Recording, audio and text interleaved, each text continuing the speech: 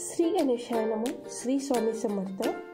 बी positive Sheetal या YouTube चॅनलमध्ये तुम्हा सर्वांचे स्वागत आहे. आपण इथे बनवणार आहोत कैरी मसाला.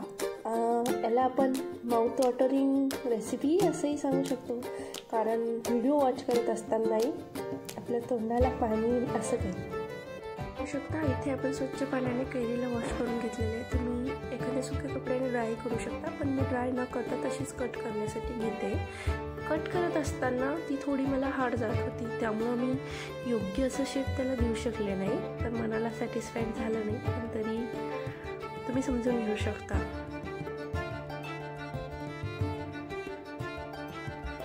इथं थोडे प्लांट लावलेले आपण, जास्त स्पेस नसल्यामुळे मी थोडंच असे झाड.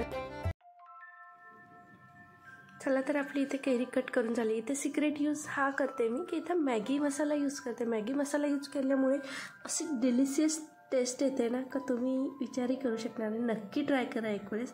अजून तुमच्याकडेही मँगो मिळत असेल तर नक्की ट्राय करा. मला माहिती आहे का मँगोचा सीझन हा संपत आलेला आहे, त्यामुळे मी ही रेसिपी ट्राय केलेली.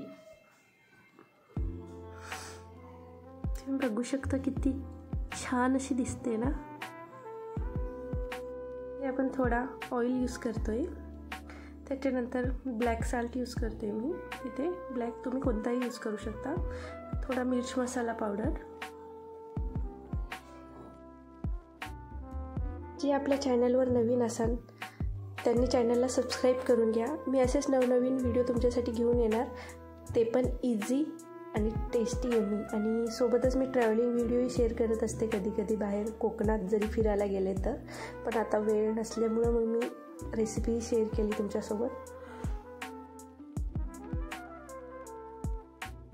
चला तर इथे आपला कैरी मसाला हा रेडी झालेला आहे. तुम्ही सर्व बाजूनेही कट करू शकता. मी एका साईडनंच कट केलं होतं, मला वाटलं एवढीच लागणार, पण ती आम्हाला कमी पडली होती. टेस्ट केल्यावर कळालं की त्याची टेस्ट एवढी डिलिशियस आणि यम्मी असते. मला टेस्ट करण्यासाठी वेटच होत नव्हता, तर मग मी लगेच टेस्ट करायला घेतलेली आणि टेस्ट एवढा यम्मी होता ना की मी सांगू शकत नाही. Thank you for watching. भेटूया पुढच्या व्हिडिओमध्ये.